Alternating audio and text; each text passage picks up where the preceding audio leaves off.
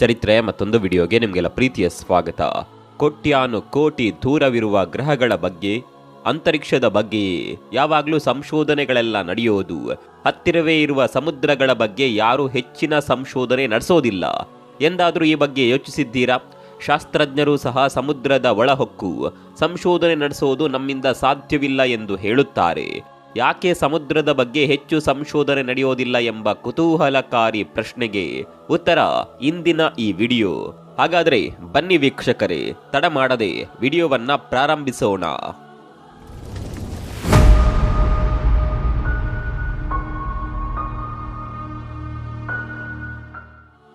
ಅಂತರಿಕ್ಷದ ಬಗ್ಗೆ ವಿಜ್ಞಾನಿಗಳು ಸಂಶೋಧನೆ ನಡೆಸುತ್ತಿರುವಾಗ ಯಾವ ಗ್ರಹದಲ್ಲಿ ನೀರಿದೆಯೋ ಅಂತಹ ಗ್ರಹಗಳನ್ನೇ ತಮ್ಮ ಅಧ್ಯಯನಕ್ಕೆ ಆಯ್ದುಕೊಳ್ತಾರೆ. ಇದಕ್ಕೆ ಪ್ರಮುಖ ಕಾರಣವೇನೆಂದರೆ, ಎಲ್ಲಿ ನೀರಿದೆಯೋ ಅಲ್ಲಿ ಜೀವಿಗಳಿರುವ ಸಾಧ್ಯತೆ ಹೆಚ್ಚಾಗಿರುತ್ತೆ ಎಂಬುದೇ ವಿಜ್ಞಾನಿಗಳ ನಂಬಿಕೆ. ನಮ್ಮ ಇಡೀ ಸೌರಮಂಡಲದಲ್ಲಿ ಭೂಮಿಯಲ್ಲಿ ಮಾತ್ರವೇ 7 ಮಹಾ ಸಮುದ್ರಗಳಿವೆ. ಅಷ್ಟೇ ಅಲ್ಲದೆ ಭೂಮಿಯು 70% ನೀರಿನಿಂದ ಕೂಡಿದೆ. ವಿಜ್ಞಾನಿಗಳು ಲಭ್ಯವಿರುವ ಎಲ್ಲಾ ತಂತ್ರಜ್ಞಾನಗಳನ್ನು ಬಳಸಿ ಭೂಮಿಯಂತೆ ನೀರು ಹೊಂದಿರುವ ಮತ್ತು ಜೀವಿಗಳನ್ನ ಹೊಂದಿರುವ ಗ್ರಹಗಳು ಯಾವುದಾದ್ರೂ ಇದೆಯಾ ಎಂದು ಸಂಶೋಧನೆ ನಡೆಸುತ್ತಲೇ ಇದ್ದಾರೆ. ಆದರೆ ಭೂಮಿಯಲ್ಲೇ ಇರುವ ಸಮುದ್ರಗಳ ಬಗ್ಗೆ ಹೆಚ್ಚು ಗಮನ ನೀಡ್ತಾ ಇಲ್ಲ, ಸಂಶೋಧನೆಗಳನ್ನ ನಡೆಸುತ್ತಿಲ್ಲ. ಕೋಟ್ಯಾನು ಕೋಟಿ ಕಿಲೋಮೀಟರ್ ದೂರದಲ್ಲಿರುವ ಇತರೆ ಗ್ರಹಗಳ ಮ್ಯಾಪ್ಗಳನ್ನ ಸಹ ಅಚ್ಚುಕಟ್ಟಾಗಿ ತಯಾರು ಮಾಡಿರುವ ಕೀರ್ತಿ ನಾಸಾಗೆ ಸಲ್ಲುತ್ತೆ. ಇಂತಹ ಸಾಮರ್ಥ್ಯ ಹೊಂದಿರುವ ನಾಸಾ ಅದ್ಯಾಕೋ ಭೂಮಿಯ ಮೇಲಿರುವ 70% ನೀರಿನ ಬಗ್ಗೆ ಸಂಪೂರ್ಣ ಮಾಹಿತಿಯನ್ನ ಕಲೆ ಹಾಕಿಲ್ಲ. ಇಲ್ಲಿವರೆಗೆ 20% ಸಮುದ್ರ ಭಾಗವನ್ನಷ್ಟೇ ಎಕ್ಸ್ಪ್ಲೋರ್ ಮಾಡಲು ಸಾಧ್ಯವಾಗಿದೆ ಎಂದೇ ಶಾಸ್ತ್ರಜ್ಞರು ಹೇಳುತ್ತಾರೆ. ಅಂದರೆ ಅನ್ವೇಷಿಸದ 80% ಸಮುದ್ರ ಭಾಗ ಇನ್ನೂ ಹಾಗೇ ಇದೆ ಎಂದೇ ಅರ್ಥ. ಲೋಕಕ್ಕೆ ತಿಳಿಯದ ಇನ್ನೂ ಅದೆಷ್ಟು ಜಲಚರ ಜೀವಿಗಳು ಸಮುದ್ರ ಗರ್ಭದಲ್ಲಿವೆ. ಅಂತಹ ಜಲಚರ ಜೀವಿಗಳಲ್ಲಿ ಮನುಷ್ಯನ ಪ್ರಾಣವನ್ನೇ ತೆಗೆದು ಬಿಡುವ ಅತ್ಯಂತ ವಿಷಕಾರಿ, ಹಾನಿಕಾರಿ ಜೀವ ಜಂತುಗಳಂತೂ ಇರಬಹುದು ಎಂಬುದು ಶಾಸ್ತ್ರಜ್ಞರ ಅಭಿಪ್ರಾಯ. ಸಮುದ್ರದ ಬಗ್ಗೆ ಹೆಚ್ಚು ಸಂಶೋಧನೆ ಮಾಡದೇ ಇರಲು ಈ ಅಪಾಯಕಾರಿ ಜೀವ ಜಂತುಗಳು ಕೂಡ ಒಂದು ಪ್ರಮುಖ ಕಾರಣವೇ ಆಗಿವೆ. ಶಾಸ್ತ್ರಜ್ಞರನ್ನ, ವಿಜ್ಞಾನಿಗಳನ್ನ ಸಮುದ್ರದ ಬಗ್ಗೆ ಹೆಚ್ಚು ಅಧ್ಯಯನ ನಡೆಸಲು ತಡೆಯುತ್ತಿರುವ ಆ ಪ್ರಮುಖ ಕಾರಣಗಳೇನು ಎಂಬುದನ್ನ ಚರ್ಚಿಸೋಣ. 1911ರಲ್ಲಿ ಇಂಗ್ಲೆಂಡ್ನ ಹರ್ನಾಲ್ಡ್ ಮತ್ತು ವೂಲ್ಫ್ ಎಂಬ ಕಂಪನಿಯು ಟೈಟಾನಿಕ್ ಎಂಬ ಬೃಹತ್ ಹಡಗನ್ನ ತಯಾರಿಸಿತು. ಈ ಹಡಗು ಸಮುದ್ರದಲ್ಲಿ ಮುಳುಗುವ ಅವಕಾಶವೇ ಇಲ್ಲ ಎಂದೇ ತಯಾರಕರು ವಾದಿಸಿದ್ದರು. ಆದರೆ ಟೈಟಾನಿಕ್ ತನ್ನ ಮೊದಲ ಪ್ರಯಾಣದಲ್ಲೇ ಮುಳುಗಿ ಹೋಗಿ ದಾರುಣ ಅಂತ್ಯ ಕಂಡದ್ದು ಎಲ್ಲರಿಗೆ ತಿಳಿದಿರುವಂತಹ ಇತಿಹಾಸವೇ. ಅಂದು ಪ್ರಕೃತಿ ಮತ್ತು ಸಮುದ್ರದ ಮುಂದೆ ಮನುಷ್ಯ ಸೋತು ಹೋದ. ಎಂತಹ ಮೇಧಾವಿಗಳು ತಯಾರಿಸಿದ್ದ ಹಡಗಾಗಿದ್ದರು. ಸಮುದ್ರದ ಆರ್ಭಟದ ಮುಂದೆ ಆ ಹಡಗಿನ ಆಟವೇನು ನಡೆಯಲಿಲ್ಲ. ಆಶ್ಚರ್ಯಕರ ವಿಷಯವೇನೆಂದ್ರೆ, ಮುಳುಗಿದ ಆ ಹಡಗು ಮುಳುಗಿದ ಸ್ಥಳದಲ್ಲಿ ಕೆಲ ವರ್ಷಗಳವರೆಗೆ ಸಿಗ್ಲೇ ಇಲ್ಲ. ಕಡೆಗೆ 1985ರಲ್ಲಿ ಸಮುದ್ರದ ಯಾವುದೋ ಒಂದು ಭಾಗದಲ್ಲಿ ಟೈಟಾನಿಕ್ ದೊರೆಯಿತು. ಅಂತರಿಕ್ಷ ಪ್ರಯಾಣಕ್ಕಿಂತಲೂ ಕಷ್ಟಕರ ಮತ್ತು ಅಪಾಯಕಾರಿ ಅಂದ್ರೆ ಅದು ಸಮುದ್ರ ಪ್ರಯಾಣ ಎಂದು ವಿಜ್ಞಾನಿಗಳು ಹೇಳ್ತಾರೆ. ಟೈಟಾನಿಕ್ ಅನ್ನ ಪತ್ತೆ ಹಚ್ಚಿದ ಸ್ಥಳವನ್ನ ನೋಡ್ಲೆಂದೇ ಉತ್ಸಾಹಿ ತಂಡವೊಂದು ಅಲ್ಲಿಗೆ ಬಂತು. ಟೈಟಾನಿಕ್ ಎಲ್ಲಿ ಮುಳುಗಿತ್ತು ಅಲ್ಲಿನ ನೀರಿನ ವೇಗ 8 ಟರ್ನ್ಸ್ ಪರ್ ಸ್ಕ್ವೇರ್ ಇಂಚಸ್. ಅಲ್ಲಿರುವ ಪ್ರೆಷರ್ ಮನುಷ್ಯನ ದೇಹವನ್ನ ಒಂದೇ ಸೆಕೆಂಡ್ನಲ್ಲಿ ತುಂಡು ತುಂಡಾಗಿಸುತ್ತದೆ. 2022ರ ಜೂನ್ನಲ್ಲಿ ಓಷಿಯನ್ ಗೇಟ್ಗೆ ಸೇರಿದ ಸಬ್ಮರೀನ್ 5 ಮಂದಿಯನ್ನ ಕರೆದುಕೊಂಡು ಟೈಟಾನಿಕ್ ಇರುವ ಪ್ರದೇಶಕ್ಕೆ ಹೊರಟಿತು. ಈ ಜಲಾಂತರ್ಗಾಮಿಯನ್ನ ಟೈಟಾನಿಕ್ ತಲುಪಲೆಂದೇ ತಯಾರು ಮಾಡಲಾಗಿತ್ತು. ಟೈಟಾನಿಕ್ ಅನ್ನ ನೋಡಲೆಂದು ಸಮುದ್ರದಿಂದ ಸುಮಾರು 12,000 ಅಡಿ ತಲುಪಿತು ಆ ಸಬ್ಮರೀನ್. ಅಲ್ಲಿನ ವ್ಯತಿರಿಕ್ತ ವಾತಾವರಣವನ್ನ ತಡೆದುಕೊಳ್ಳಲಾಗದೆ ಆ ತಂಡದ 5 ಜನ ಸ್ಥಳದಲ್ಲೇ ಮೃತಪಟ್ಟರು. ಉತ್ತಮ ಆಧುನಿಕ ತಂತ್ರಜ್ಞಾನದಿಂದ ತಯಾರಾದ ಸಬ್ಮರೀನ್ ಸಹ ಸಮುದ್ರದ ಮುಂದೆ ಸೋತು ಹೋಯಿತು. ಸಮುದ್ರದ ಭೀಕರತೆ ಎಂಥದ್ದು ಎನ್ನುವುದಕ್ಕೆ ಇದು ಮತ್ತೊಂದು ಉದಾಹರಣೆಯಾಗಿ ನಿಂತಿತು. ಮಾನವ ಸಂಕುಲಕ್ಕೆ, ಜನ ಜೀವನಕ್ಕೆ ಸಮುದ್ರದಿಂದ ಎದುರಾದ ವಿಪತ್ತುಗಳಿಂದ ಅನೇಕ ತರಹದ ಸಂಕಷ್ಟಗಳು ಎದುರಾಗಿವೆ. ನೀರೇ ಜೀವಾಳ ಎಂಬ ಮಾತಿದ್ದರೂ ನೀರಿನಿಂದಲೇ ಗಂಡಾಂತರ ಎದುರಾಗಿ ಜೀವವೇ ಕಳೆದುಕೊಂಡು ಹೋಗಿರುವ ಘಟನೆಗಳು ಸಾಕಷ್ಟಿವೆ. ಹಾಗಾಗಿ ಅಂತರಿಕ್ಷದ ಅಧ್ಯಯನವೇ ಸಮುದ್ರದ ಅಧ್ಯಯನಕ್ಕಿಂತ ಸೇಫ್. ಈ ಮಾತಿಗೆ ಪುಷ್ಟಿ ನೀಡುವ ಮತ್ತಷ್ಟು ಕಾರಣಗಳಿವೆ. 1000 ಅಡಿ ಆಳ ಇರುವ ಸಮುದ್ರ ತಳದ ಅತ್ಯಂತ ಆಳವಾದ ಬಿಂದುವನ್ನ ಚಾಲೆಂಜರ್ ಡೀಪ್ ಎನ್ನುತ್ತಾರೆ. ಈ ಬಿಂದುವಿಗೆ ಸೂರ್ಯನ ಕಿರಣಗಳು ಸಹ ಬೀಳೋದಿಲ್ಲ. ಅಲ್ಲಿ ಫ್ರೀಸಿಂಗ್ ಪಾಯಿಂಟ್ಗಳಿಗಿಂತ ಕಡಿಮೆ ಉಷ್ಣತೆ ಇರುತ್ತದೆ. ಇಲ್ಲಿರುವ ವಿಪರೀತ ಒತ್ತಡದ ಕಾರಣದಿಂದ ಅತ್ಯಂತ ಕಡಿಮೆ ಉಷ್ಣತೆಯಲ್ಲೂ ನೀರು ಗಡ್ಡೆ ಕಟ್ಟದೆ ದ್ರವ ರೂಪದಲ್ಲೇ ಇರುತ್ತದೆ. ಇನ್ನು ಸರಳವಾಗಿ ಹೇಳೋದಾದರೆ ನಮ್ಮ ವಾತಾವರಣದ ಒತ್ತಡಕ್ಕೆ ಹೋಲಿಸಿದ್ರೆ 1000 ಪಟ್ಟು ಹೆಚ್ಚು ಒತ್ತಡವನ್ನ ಮಾನವನ ದೇಹಕ್ಕೆ ಹೇರುತ್ತದೆ. ಹಾಗಾಗಿಯೇ ಮನುಷ್ಯನಿಗೆ ಈ ಬಿಂದುವನ್ನ ಸೇರೋದು ಅತ್ಯಂತ ಕಷ್ಟದ ಕೆಲಸವಾಗಿರುತ್ತೆ. ಕೇವಲ ಪ್ರತ್ಯೇಕ ತಂತ್ರಜ್ಞಾನದಿಂದ ತಯಾರಾಗಿರುವ ಜಲಾಂತರ್ಗಾಮಿಗಳಿಂದ ಮಾತ್ರವೇ ಇಲ್ಲಿಗೆ ತಲುಪಲು ಸಾಧ್ಯ. ಜಲಾಂತರ್ಗಾಮಿಗಳನ್ನ ಬಳಸಿ ಬೆರಳೆಣಿಕೆಯಷ್ಟು ಮಂದಿ ಮಾತ್ರವೇ ಚಾಲೆಂಜರ್ ಡೀಪ್ನವರೆಗೂ ಹೋಗಿ ಬಂದಿದ್ದಾರೆ ಎನ್ನಲಾಗಿದೆ.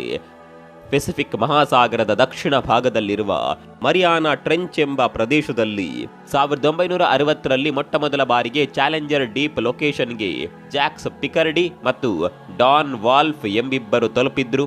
ಪ್ರಮುಖ ಚಲನಚಿತ್ರ ನಿರ್ದೇಶಕರಾದಂತಹ ಜೇಮ್ಸ್ ಕ್ಯಾಮರೂನ್ ಸಹ ಅಡ್ವಾನ್ಸ್ಡ್ ಟೆಕ್ನಾಲಜಿಯನ್ನ ಬಳಸಿ ನಿರ್ಮಿಸಲಾಗಿದ್ದ ಸಬ್ಮರಿನ್ನ ಸಹಾಯದಿಂದ ಈ ಚಾಲೆಂಜರ್ ಡೀಪ್ ಅನ್ನ ತಲುಪಿದ್ದರು. ಇನ್ನು ಸಮುದ್ರದ ಮತ್ತೊಂದು ನಿಗೂಢ ಸ್ಥಳವೆಂದರೆ ಬರ್ಮುಡಾ ಟ್ರಯಾಂಗಲ್. ಈ ಪ್ರಾಂತ್ಯ ಸಮುದ್ರದ ಇತಿಹಾಸದಲ್ಲಿ ಅತ್ಯಂತ ಮಿಸ್ಟೀರಿಯಸ್ ಮತ್ತು ಪ್ರಮಾದಕರ ಸ್ಥಳವೆಂದೇ ಖ್ಯಾತಿ ಪಡೆದಿದೆ. ನಾರ್ತ್ ಅಟ್ಲಾಂಟಿಕ್ ಸಮುದ್ರದ ಬಳಿ ಇರುವ ಈ ಪ್ರಾಂತ್ಯ 1.5 ಚದರ ಮಿಲಿಯನ್ ಕಿಲೋಮೀಟರ್ ವಿಸ್ತೀರ್ಣ ಹೊಂದಿ ಒಂದು ತ್ರಿಕೋನಾಕಾರದಲ್ಲಿದೆ. ಈ ಮಾರ್ಗವಾಗಿ ಗಾಳಿಯಲ್ಲಿ ಹೋದ ವಿಮಾನಗಳು, ನೀರಿನಲ್ಲಿ ಹೋದ ಹಡಗುಗಳು ಈವರೆಗೂ ಕೂಡ ಪತ್ತೆಯಾಗಿಲ್ಲ. ಎಲ್ಲಿ ಹೋದವೆಂಬುದು ತಿಳಿದು ಬಂದಿಲ್ಲ. ಅದರಲ್ಲಿ ಪ್ರಯಾಣಿಸಿದ ಪ್ರಜೆಗಳು ಏನಾದರೂ ಎಂಬುದು ತಿಳಿಯದಾಗಿದೆ. 19ನೇ ಶತಮಾನದಲ್ಲಿ ವಿಜ್ಞಾನಿಗಳು ಈ ವಿಷಯದ ಕುರಿತು ಸಂಶೋಧನೆಗಳನ್ನು ನಡೆಸಿದ್ರು. ಈ ಟ್ರಯಾಂಗಲ್ ಮುಖೇನ ಹಾದು ಹೋದ ವಿಮಾನವನ್ನಾಗಲಿ ಹಡಗನ್ನಾಗಲಿ ಆ ಸಮುದ್ರವೇ ತನ್ನೊಳಗೆ ಎಳೆದುಕೊಂಡಿದೆ. ಆ ಪ್ರಾಂತ್ಯವೆಲ್ಲ ಒಂದು ಬ್ಲ್ಯಾಕ್ ಹೋಲ್ ಮಾದರಿಯಲ್ಲಿ ಕಾರ್ಯನಿರ್ವಹಿಸುತ್ತಿದೆ ಎಂದು ವಿಜ್ಞಾನಿಗಳು ತಿಳಿಸಿದ್ದಾರೆ. 1918ರಲ್ಲಿ ಈ ಬರ್ಮುಡಾ ಟ್ರಯಾಂಗಲ್ನಲ್ಲಿ ದೊಡ್ಡದೊಂದು ಪ್ರಮಾದವೇ ನಡೆಯಿತು. ಅಮೆರಿಕ ನೇವಿಗೇಷನ್ಗೆ ಸೇರಿದ ಒಂದು ಕಾರ್ಗೋ ಶಿಪ್ 300 ಮಂದಿ ಪ್ರಯಾಣಿಕರೊಂದಿಗೆ ಈ ಬರ್ಮುಡಾ ಟ್ರಯಾಂಗಲ್ನ ಬಳಿ ಬರುತ್ತಿದ್ದಂತೆ ಇಡೀ ಶಿಪ್ ಕ್ಷಣಾರ್ಧದಲ್ಲೇ ಸಮುದ್ರದಲ್ಲಿ ಮುಳುಗಿ ಹೋಗುತ್ತದೆ. ತದನಂತರ ಶಿಪ್ ಕೊಂಚವೂ ಕಾಣದಂತೆ ಮಾಯವಾಗಿ ಬಿಟ್ಟಿತು. ಇದಾದ ಬಳಿಕ ಅನೇಕ ವರ್ಷಗಳವರೆಗೂ ಈ ಶಿಪ್ ಕುರಿತು ಸಂಶೋಧನೆ ನಡೆಯಿತಾದರೂ ಯಾವ ಮಾಹಿತಿಯೂ ಈವರೆಗೆ ಹೊರಬಂದಿಲ್ಲ. 1945ರಂದು ಅಮೆರಿಕಾಗೆ ಸೇರಿದ ಫೈಟರ್ ಜೆಟ್ ತನ್ನ ಟ್ರೈನಿಂಗ್ ಸಮಯದಲ್ಲಿ ಪ್ರಾಕ್ಟೀಸ್ಗಾಗಿ ಬರ್ಮುಡಾ ಟ್ರಯಾಂಗಲ್ನ ಬಳಿ ಬಂತಷ್ಟೇ. ಈವರೆಗೂ ಆ ಜೆಟ್ ಎಲ್ಲಿದೆ ಎಂಬುದು ಯಾರಿಗೂ ಕೂಡ ತಿಳಿದಿಲ್ಲ. ಎಷ್ಟು ಅನ್ವೇಷಿಸಿದ್ರೂ ಆ ಜೆಟ್ ಬಗ್ಗೆ ಯಾವ ಮಾಹಿತಿಯೂ ಕೂಡ ಹೊರಬರಲಿಲ್ಲ. ಆ ಜೆಟ್ನ ಪೈಲಟ್ ಸಹ ದೊರೆಯಲಿಲ್ಲ. ಇಂತಹ ಭಯಾನಕ ಘಟನೆಗಳಿಂದಲೇ ಬರ್ಮುಡಾ ಟ್ರಯಾಂಗಲ್ ಮಿಸ್ಟೀರಿಯಸ್ ಮತ್ತು ಅಪಾಯಕಾರಿ ಸ್ಥಳವೆಂಬ ಹೆಸರು ಪಡೆಯಿತು. ಈ ಘಟನೆಗಳ ಹಿಂದಿನ ಅಸಲಿ ಕಾರಣವೇನೆಂದು ಈವರೆಗೆ ವಿಜ್ಞಾನಿಗಳಿಗೆ ಕಂಡುಹಿಡಿಯಲು ಆಗಲಿಲ್ಲ. ಸಮುದ್ರದ ಬಗ್ಗೆ ಮತ್ತೊಂದು ಆಘಾತಕಾರಿ ಸಂಗತಿ ಅಂದರೆ ಅದರಲ್ಲಿರುವ ವಿಷಕಾರಿ ಮತ್ತು ಅಪಾಯಕಾರಿ ಜೀವಿಗಳು. ಸಮುದ್ರದಲ್ಲಿರುವಷ್ಟು ಅಪಾಯಕಾರಿ ಜೀವಿಗಳು ಅಂತರಿಕ್ಷದಲ್ಲಿರೋದಿಲ್ಲ ಎನ್ನುತ್ತಾರೆ ವಿಜ್ಞಾನಿಗಳು. ಒಂದೇ ಸೆಕೆಂಡ್ನಲ್ಲಿ ಮನುಷ್ಯನ ಪ್ರಾಣವನ್ನ ತೆಗೆಯಬಲ್ಲ ಸಾಮರ್ಥ್ಯ ಹೊಂದಿರುವ ವಿಷಪೂರಿತ ಜೀವಿಗಳು ಸಮುದ್ರದಲ್ಲಿವೆ. ಉದಾಹರಣೆಗೆ ಬಾಕ್ಸ್ ಜೆಲ್ಲಿ ಫಿಶ್.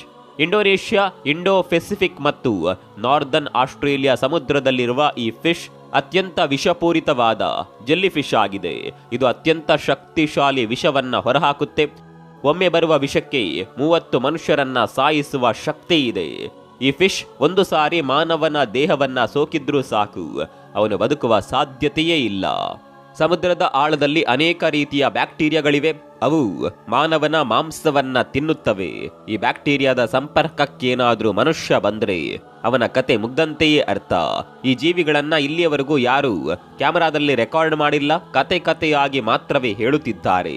ಕೆಲವರು ಮಾತ್ರ ತಾವು ತಮ್ಮ ಕಣ್ಣಾರೆ ಈ ಜೀವಿಗಳನ್ನ ಕಂಡಿದ್ದೇವೆ ಎಂದು ಹೇಳುತ್ತಿದ್ದಾರೆ.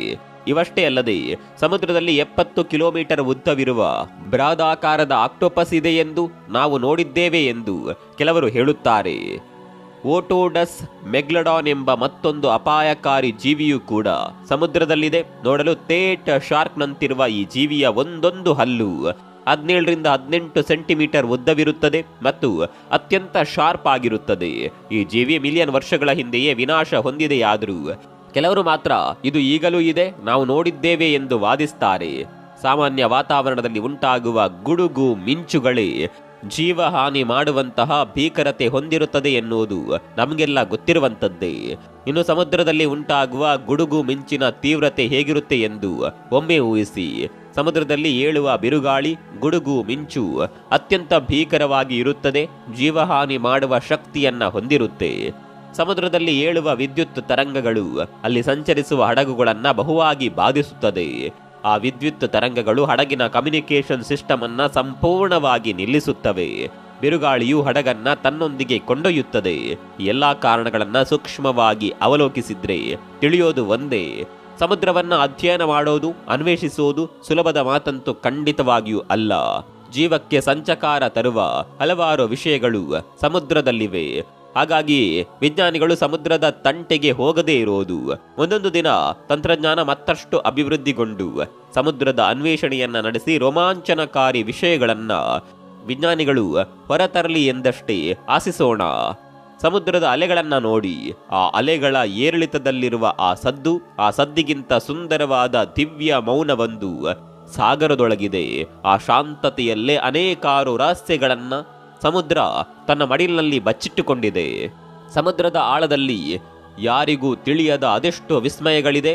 ಇಂತಹ ಸಮುದ್ರದಲ್ಲಿ ಜೀವವೇ ಹೋಗುವ ಅಪಾಯಕಾರಿ ಸಂಗತಿಗಳಿವೆ ಅಂದ್ರೆ ಅದು ಪ್ರಕೃತಿಯ ಮತ್ತೊಂದು ಮುಖ ಎಂದೇ ಹೇಳಬಹುದು. ನಾನು ನನ್ನಿಂದಲೇ ಎಂದು ಬೀಗುವ ಮಾನವನ ಕೈಯಲ್ಲಿ ಅಕ್ಷರಶಃ ಏನೂ ಇಲ್ಲ. ಒಂದು ಪ್ರಕೃತಿಯ ವಿಕೋಪ ಸಾಕು ಮನುಷ್ಯನ ಅಹಂ ಅಳಿಸಿ ಹಾಕಲು. ಅಂತಹ ದಿವ್ಯ ಶಕ್ತಿ ಪ್ರಕೃತಿಗಿದೆ. ಪ್ರಕೃತಿಯೇ ಸರ್ವ. ಮನುಷ್ಯ ಪ್ರಕೃತಿಯ ಒಂದು ಭಾಗವಷ್ಟೇ.